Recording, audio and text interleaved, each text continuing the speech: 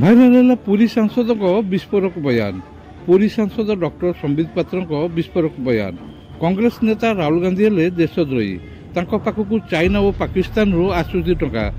आज पिपली दांड मुकुंदपुर बीजेपी आशीर्वाद वर्षपूर्ति दिवस अवसर में कोला मंच एभली बयान देउथिबा वीडियो एबे भाइराल होबार लागिछि। Bureau report the rural news Odia. India surrender कर देला।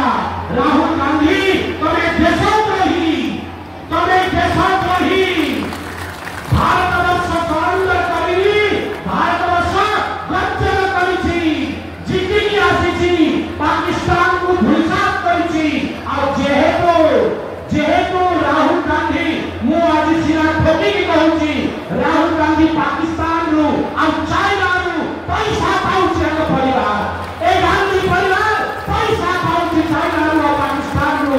ये होचंती आम देशद्रोही लोक माने।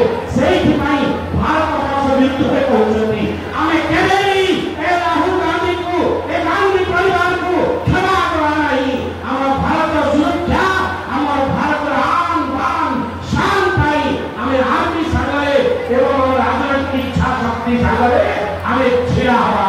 जदि आपण को मोरे सहमत दुई हाथ देखि आपण कहिले भारत माता की, भारत माता की, भारत माता की।